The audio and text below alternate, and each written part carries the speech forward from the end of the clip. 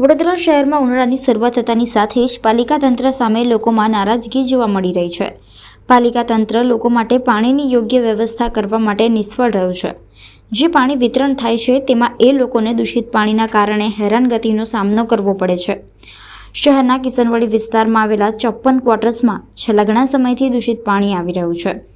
પાણીની લાઇનમાં ડ્રેનેજના પાણી ભળીને આવતા હોય તેમ કાળા રંગનું પાણી લોકોના ઘર સુધી પહોંચી રહ્યું છે, જે પાણી પીવા લાયક કે વાપરવા લાયક પણ નથી. આ સમસ્યા અંગે સ્થાનિક વોર્ડ કચેરી અને નગરસેવકોને રજૂઆત કરવા છતાંય કોઈ નિકાલ આવતો નથી. છેલ્લા 2 મહિનાથી દૂષિત પાણીની સમસ્યાને લઈને આજે સ્થાનિક રહીશોએ પાલિકાના સત્તાધીશોની હાય પોકારી હતી અને વહેલી તકે દૂષિત પાણીની સમસ્યાનું નિરાકરણ લવાય તેવી માંગણી કરી હતી. વડોદરા શહેરના પૂર્વ વિસ્તારમાં આવેલું 54 ક્વાર્ટર અને મહાલક્ષ્મી સોસાયટી છેલ્લા 2 મહિનાથી આ 2 મહિનાનો સમયગાળો એટલે કહેવામાં આવી રહ્યો છે કે 2 મહિના પહેલાં જ આ વિસ્તારની આજુબાજુ પ્રાઇવેટ બિલ્ડરો દ્વારા એમની મસ્ત મોટી બિલ્ડિંગો ઊભી કરવામાં આવી અને એ બિલ્ડિંગોને જ્યારથી પાણી આપવાનું શરૂ થયું ત્યારથી આ 54 ક્વાર્ટર મહાલક્ષ્મી સોસાયટીના લોકોને કાળા પાણીનો પ્રકોપ વેઠવાનો શરૂ થઈ ગયું છે. વડોદરા શહેરના પૂર્વ વિસ્તારમાં કે જે ડેવલપિંગ વિસ્તાર છે એમાં થોડા દિવસો પહેલાં વોર્ડ નંબર 6ના અંદર શંકરભાઈ પાણીની પુકાર કરીને ગંદા પાણીના માટે પાલિકામાં મૃત્યુ પામ્યા છે. હજી તો એમના મૃત્યુના મહિનો પૂરો નથી થયો ત્યારે એ જ વિસ્તારના અંદર 54 ક્વાર્ટરના અંદર ફરી પાણીનો કાળો કકળાટ શરૂ થઈ ગયો છે.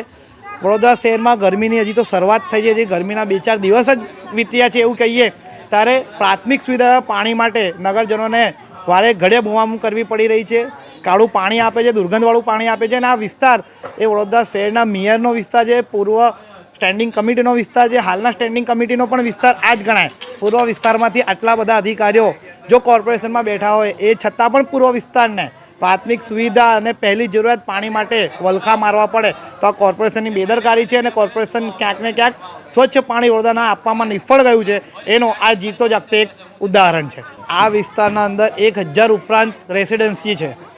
આ વિસ્તારના અંદર હાલમાં જ આ ગંદુ પાણી પીવાથી ઘણા બધા લોકોના ગળાના અંદર ઇન્ફેક્શન થયું છે. નાના બાળકો કે જેમને ગરમીના અંદર પાણીની સૌથી વધારે જરૂર પડતી હોય છે ત્યારે આ ગંદુ પાણી પીને એ લોકો ક્યાંક કોલેરા, ડાયરા, મલેરિયા એવી જુદી બીમારીઓ માટે એ બીમારીઓના મુખમાં પડી રહ્યા છે.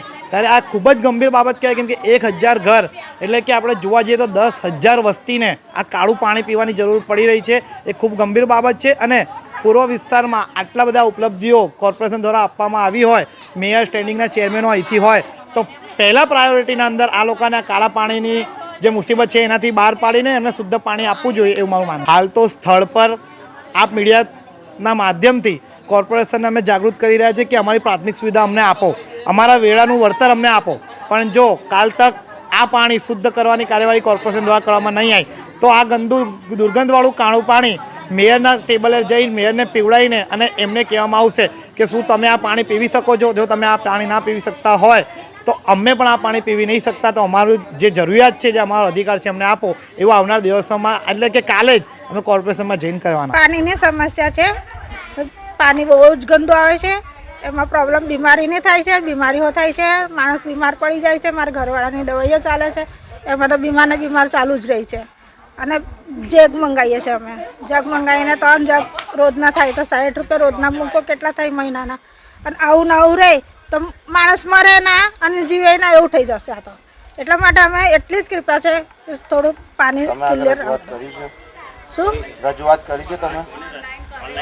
અરજી નાખી છે? અરજી નહીં નાખી અમે, ઓનલાઈન જ ઓનલાઈન જ. જ્યાં તમારી સમસ્યા છે કયા વિસ્તારમાં સમસ્યા છે? કયા વિસ્તારમાં કરું? Gokuldham society, Vrindavan society.